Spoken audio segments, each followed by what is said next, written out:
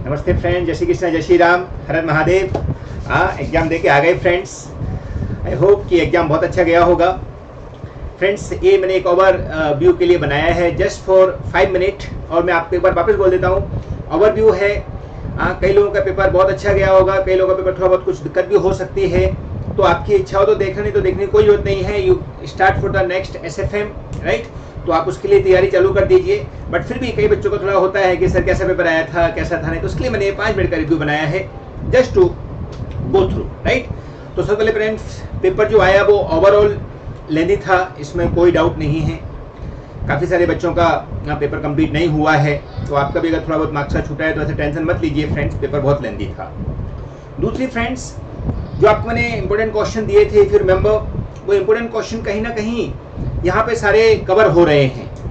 कुछ 1-2 part extra भी डाले हैं, जैसे कुछ मॉक टेस्ट में से भी आपको, अगर आपने मॉक टेस्ट लगाए हैं तो मॉक टेस्ट में से भी सेम के सेम क्वेश्चन आपको यहाँ पे डाले हुए हैं। अगर आप क्वेश्चन 3 देखो तो क्वेश्चन 3 के अंदर काफ़ी सारे क्वेश्चन ऐसे हैं, क्वेश्चन 2 उसके अंदर डायरेक्टली मॉक टेस्ट से क्वेश्चन आए हुए हैं। So it is just like पूरा स्टडी मटेरियल, या आप बोल सकते हो मनोज के एफआर जो बुक है, क्वेश्चन बुक जो आपको मैंने बताया था manojkefr.com पे अवेलेबल है, उसमें से ही ऑलमोस्ट सारा पेपर आया है। और क्वेश्चन भी जैसे सेगमेंट रिपोर्टिंग का 16 मार्क्स का क्वेश्चन डाल दिया उन्होंने, वो सेगमेंट रिपोर्टिंग का 16 मार्क्स का क्वेश्चन भी हमारे स्टडी मटेरियल में दिया हुआ है। उन्होंने पूरा सेगमेंट के साथ उसका डिटेल मांगा है कैसे करना है।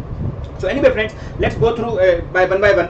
पहले क्वेश्चन 1 की बात करते हैं फ्रेंड्स। जैसा हमेशा आता है CFS, मनोज के एफआर का फेवरेट। सो स्टार्टिंग 15 मार्क्स उसके साथ ही चालू किया उन्होंने फ्रेंड्स। उसमें शेयर बेस पेमेंट का, जो शेयर बेस अवार्ड का जो क्वेश्चन था वो उन्होंने दिया हुआ है। आपके मेंबर हमने क्लास में भी सॉल्व किया था उसको। सो शेयर बेस अवार्ड का बेस पर क्वेश्चन था, बहुत अच्छा क्वेश्चन था फ्रेंड्स। 15 मार्क्स का क्वेश्चन। अगर आपने मनोज के एफआर टेक्निक फॉलो की है तो आई थिंक नेक्स्ट 20-25 मिनट के अंदर, वो 15 मिनट के रीडिंग टाइम के साथ में आपने उस क्वेश्चन को कंप्लीट कर दिया होगा। देन फ्रेंड्स, इसका बी पार्ट जो था that is financial instrument, financial analysis basically, जिसमें आपको कुछ लोन दिया हुआ है, नॉन करेंट लाइब्रेरीज को आपको बताना है किस टाइप से चेंज करना है। इट इज ऑल्सो मैनेजेबल, और हमारे ऐसे ही मटेरियल से ही था। क्वेश्चन नंबर 2 फ्रेंड्स, इंडियाज 105 के ऊपर था, जिसमें आपको वो बता रहा था कि चाहता था कि नॉन करेंट में उसको कन्वर्ट करना है। ये भी हमारे आप अगर देखो तो मॉड्यूल का क्वेश्चन दिया हुआ है, जहाँ पर उसने थोड़े टाइम के लिए सोचा कि बिजनेस अच्छा नहीं चल रहा है, बाद में उसको कन्वर्ट करेंगे। So it is something like, वो नहीं कर सकता ऐसा जब तक कंफर्म ना हो जाए। इंडियस 105 हमारा क्लियर बोलता है कि जब तक कंफर्म ना हो जाए कि non current held for sale and discontinue operation है, तब तक उसको आप ऐसे ट्रांसफर नहीं कर सकते। तो उसने ट्रीटमेंट रॉन्ग किया है। उसके अकॉर्डिंग आपको इंडियस 16 का रेफरेंस देते हुए उसको सॉल्व करना था।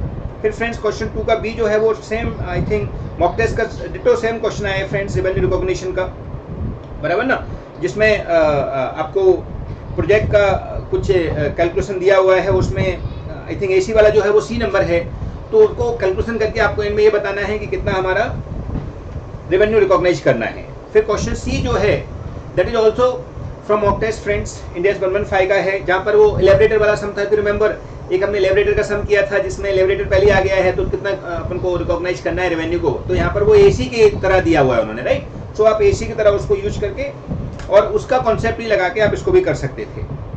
देन फ्रेंड्स, क्वेश्चन 3 जो है वो उन्होंने एग्रीकल्चर के बेस पर दिया हुआ है। जो भी आपको आया, तो एक ही क्वेश्चन एग्रीकल्चर अभी तक एग्जाम में आया है इससे पहले, वो क्वेश्चन सेम ऑलमोस्ट उसके जैसे ही इसने बना के ये दिया है। हालांकि यहाँ पर उसने एक्स्ट्रा एंट्री भी मांगी है, जनरल एंट्री भी मांगी है, शायद पहले जनरल एंट्री नहीं मांगी थी, but that is also manageable.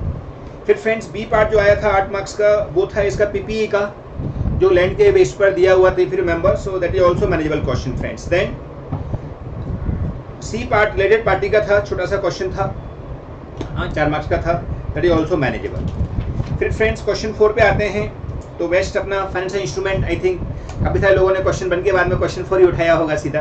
तो फाइनेंशियल इंस्ट्रूमेंट का क्वेश्चन, जिसमें एम्प्लॉय का लोन जो है वो दिया हुआ है, और एम्प्लॉय का लोन भी आपने देखा कि यहाँ पर रीपेमेंट जो है पहले प्रिंसिपल मंगा रहे हैं, और उसके बाद जो इंटरेस्ट हो रहा है H पर, जो भी उसको कंसेशन रेट पर जो दिया है, वो इंटरेस्ट जो है दे विल चार्ज लेटर, माने इंटरेस्ट को वो इमीडिएटली चार्ज नहीं कर रहे हैं। इंटरेस्ट को बोल रहे हैं कि बाद में वो नेक्स्ट इंस्टॉलमेंट में और दे देगा। तो कोई दिक्कत नहीं है, इनडायरेक्टली हमने एम्प्लॉय को जो भी बेनिफिट दिया है उसका हमको प्रेजेंट वैल्यू निकालना है, वो लोन का पार्ट है, बाकी का हमारा बेनिफिट हो जाता है। सो ये भी क्वेश्चन जो है एग्जाम का है, प्लस हमने किया हुआ भी है फ्रेंड्स, और अपने मॉड्यूल में भी दिया हुआ है, राइट। सो फाइनेंशियल इंस्ट्रूमेंट का एम्प्लॉय का क्वेश्चन बहुत अच्छा क्वेश्चन था फ्रेंड्स, और 14 मार्क्स का था। आई एम श्योर कि आपने किया होगा, और सेकंड नंबर ये क्वेश्चन उठा लिया होगा तो आपके बहुत अच्छे प्रेजेंटेशन हो जाएगा for exam point of view. Then friends, B part भी इसका अच्छा था, if you remember.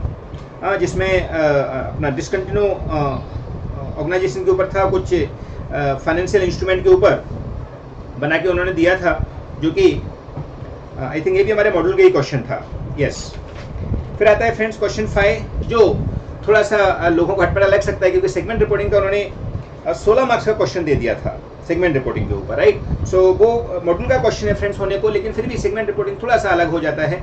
But still आपको अगर ऑप्शन छोड़ना हो तो मैं आपको बोलूँगा क्वेश्चन 5 आपको ऑप्शन में छोड़ना चाहिए था, राइट।